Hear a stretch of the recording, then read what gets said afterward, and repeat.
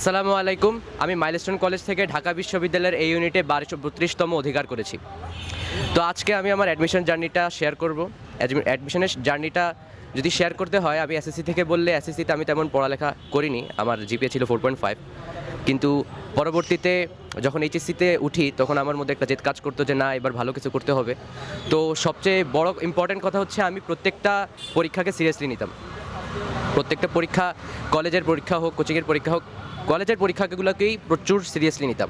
কিছু মানুষ থাকে যে বাসায় পড়ে, বাসায় নিজের মতো করে পড়ে, তবে যদি কেউ কলেজের পরীক্ষা, স্পেসিফিক্যালি কলেজের পরীক্ষায় ভালো অ্যাটেন্ড না করে, সেগুলোকে সিরিয়াসলি না নেয়, তার অ্যাডমিশন জার্নিটা ওখানেই শেষ। যার একাডেমিক ভালো, তার অ্যাডমিশন ভালো। এরপর যেটা পাশাপাশি করতে হবে সেটা হচ্ছে, যদি অ্যাডমিশনের প্রস্তুতি নিতে হয়, আগে জানতে হবে সোর্স কী। অ্যাডমিশনের প্রশ্নের পারতে হলে সোর্স কী। সবচেয়ে সুন্দর উদাহরণ হচ্ছে PYQ, পাস্ট ইয়ার কোশ্চেন্স। বিগত বছরে কী কোশ্চেন আসছে, যে বারবার আগের বছরের প্রশ্ন পারতেছে, তার মধ্যে একটা কনফিডেন্স তৈরি হয়। এই কনফিডেন্সটা কমন পাওয়া থেকে বেশি ইম্পর্টেন্ট। তো এই কনফিডেন্স অর্জন করতে হলে প্রথমে ওই বিগত বছরের প্রশ্নগুলো সলভ করতে হবে। এভাবে সে কলেজেও ভালো করবে, প্লাস অ্যাডমিশনের জার্নিটাও তার বেশ স্মুথ যাবে। যখন অ্যাডমিশনের সিজন চালু হয়ে যাবে তখন সে প্রায় কনফিডেন্ট থাকবে। প্রায় 100 জন মানুষের মধ্যে সে 80 জন মানুষ থেকে আগায় থাকবে। সে কনফিডেন্ট থাকবে যে আমি তো এই সোর্স থেকে পড়বো, আমার স্ট্র্যাটেজি এটা আমি এভাবে শেষ করব। আর যদি কেউ এই স্ট্র্যাটেজিটা ঠিক না করে, একাডেমিক সিজনে অ্যাডমিশনের পড়া থেকে সবচেয়ে ইম্পর্টেন্ট কথা হচ্ছে স্ট্র্যাটেজি সাজানো। স্ট্র্যাটেজি যদি কেউ একাডেমিকে সাজাইতে না পারে, তার অ্যাডমিশন এমনি বরবাদ হয়ে যাবে।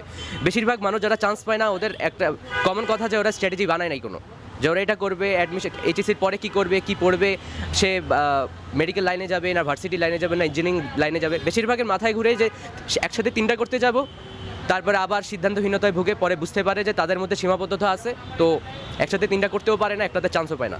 তো একবারে স্পেসিফিক হইতে হবে, মিনিমালিস্ট হইতে হবে, আর যতটুকু ইনাফ ততটুকু পড়তে হবে, তার নিজের মতো করে, তার ক্যালিবার অনুযায়ী তাকে ছাড়তে হবে। যেমন অনেকে আছে সে ইঞ্জিনিয়ারিং পড়ে, ইঞ্জিনিয়ারিংই চান্স পায়। অনেকে আছে সে বুঝেছে যে 3টাতেই চান্স পাইতে পারে, সে 3টাতেই পড়ে। সব পড়তে, যদি কেউ ঢাকা বিশ্ববিদ্যালয়ে কিংবা বুয়েটের ফার্স্ট সেকেন্ড থার্ড বয় কেউ জিজ্ঞেস করে যে সব পড়তে যায় কিনা, ফার্স্ট সেকেন্ড থার্ড বয় কিন্তু তাদের ক্যালিবারের ভিত্তিতে অনেক কিছু মেপে পড়ে, ওরা কিন্তু সব পড়তে যায় না। বা আইআইটির question bank first second boy করে, ওরা অবশ্যই আইআইটির প্রশ্ন ব্যাংক করে বুয়েটের জন্য বা ঢাবির জন্য হইলেও।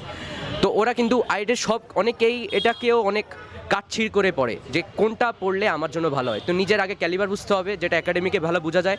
আমি এক্সাম দিলে বুঝবো কলেজের যে আমি কেমন ছাত্র, তারপর আমি বুঝবো যে আমার কী পড়তে হবে, ওই হিসেবে আমি পড়বো। আমার ক্যালিবারের ঊর্ধ্বে গিয়ে আমি আমার পড়া সেট করব না। আমি যদি 3-4 ঘন্টা পড়ি, আমার অভ্যাস থেকে 3-4 ঘন্টা পড়ার, আমি 3-4 ঘন্টাই পড়বো। তাই পড়বো যে 3-4 ঘন্টা আমার মাথায় ঢুকবে এবং এটা আসার মতো। 3-4 ঘন্টা পড়ি, কিন্তু আমি 12 ঘন্টার পড়া পড়তে যাব, 3-4 ঘন্টায় আমি হতাশ হয়ে যাব, আর ইম্পর্টেন্ট টপিকগুলো রয়ে যাবে, আমার ওই দিন পড়া হবে না। এভাবে আমার ব্যাকলগ জমতে থাকবে। তা আমার শুরু করতে হবে, যদি আমি কম পড়ি, আমার ইম্পর্টেন্ট টপিক দিয়ে শুরু করতে হবে। নিজের ক্যালিবারও বুঝতে হবে যে আমি কেমন ছাত্র, আমি কতটুকু পড়তে পারি, ওই হিসাবে নিজের পড়ার স্ট্র্যাটেজি সাজাইতে হবে, ওভাবে আগাইতে হবে। আর একটা কথা সবচেয়ে ইম্পর্টেন্ট, সেটা হচ্ছে না কোন টপিক আমি পড়বো না সেটা বুঝে জানতে হবে। সব দেখতে গেলে সব ইম্পর্টেন্ট, একটা বই উঠাইলে সব ইম্পর্টেন্ট।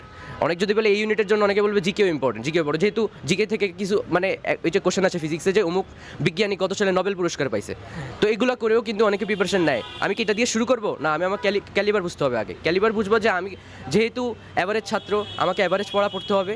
যদি আমি তুখোর ছাত্রই, তখন আমাকে ওই হিসেবে মেপে পড়তে হবে। কারণ ঢাকা বিশ্ববিদ্যালয় বা বুয়েটের ফার্স্ট সেকেন্ড থার্ড বয়রাও কখনো বলে নাই যে দুনিয়া সব বই পড়ে ফেলো।